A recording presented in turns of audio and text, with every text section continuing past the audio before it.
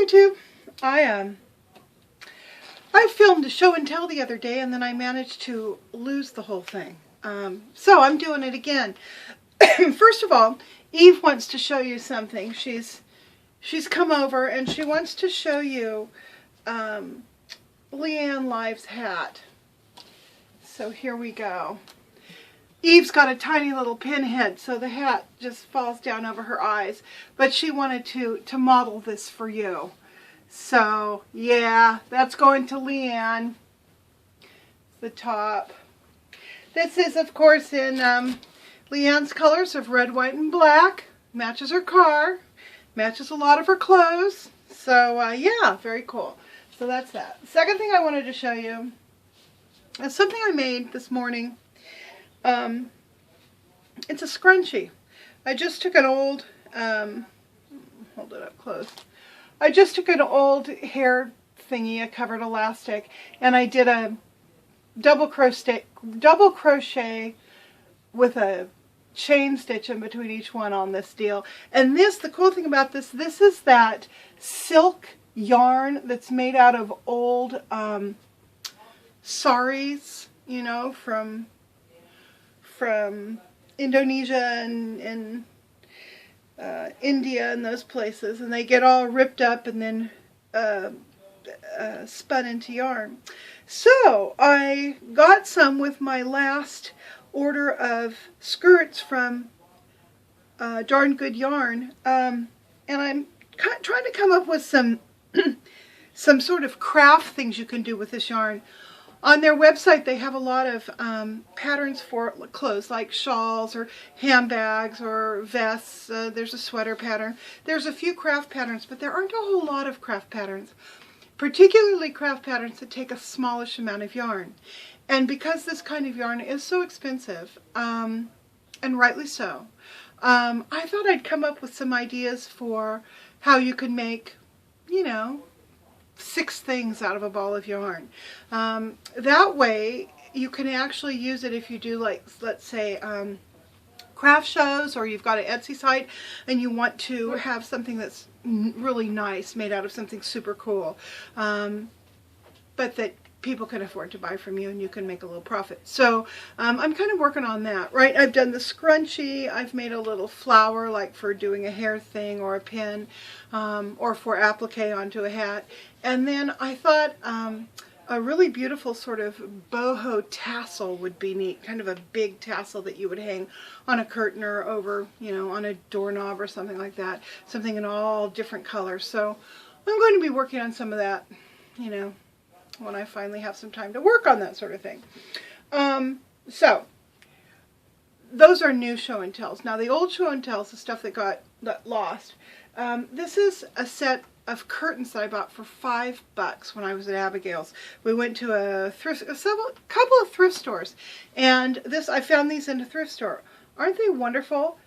They're these beautiful lace, you know, kind of sheer lace curtains. I have 2 that are this length. This is what you would call the cafe length. I think it's about 3 feet long. And then I actually have 2 sets. I have 4 of these panels in the cafe length, and then I have 4 of these panels in the floor to ceiling length. I'm going to show you the up a little bit better on that edging. Isn't that pretty? $5. I couldn't believe it. These are going to go in my bedroom.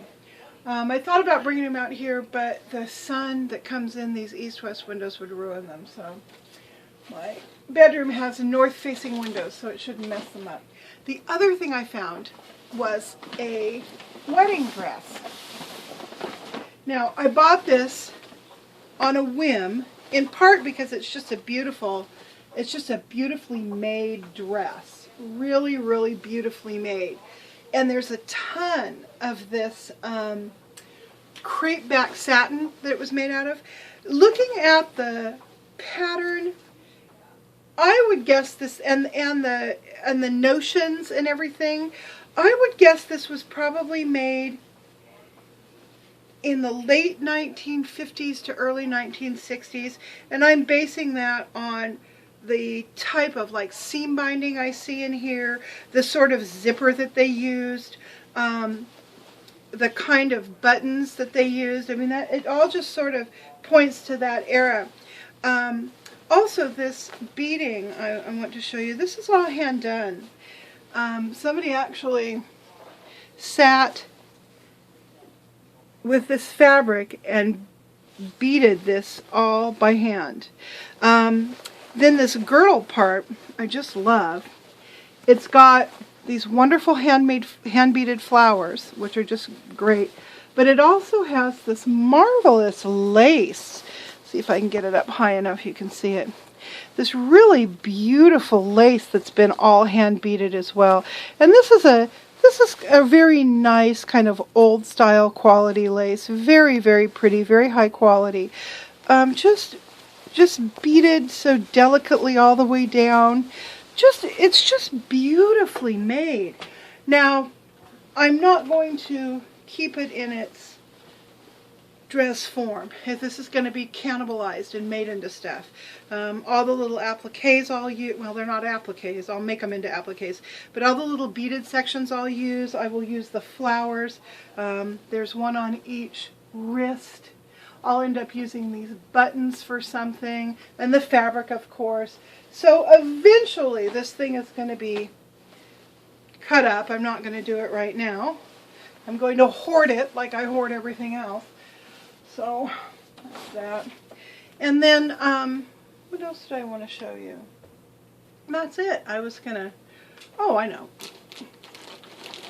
Just FYI, I finished several of these mats and coasters, and I will be, oh, they just smell so good. I will be doing a video. The next video I do, like I've said, is going to have to do with beading. You know, how to do surface ornamentation on these things.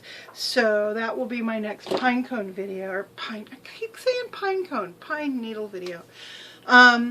Today is Saturday. It's a beautiful day outside, just green and lush and gorgeous. Perfect temperature. We're supposed to be getting possibility of rain maybe tomorrow night, and then going for on and off for a couple of days, which would be wonderful. But I'm holding out less and less hope. I mean, you can feel everything's kind of warming up now, so, you know, we're getting to the tail end of the rain.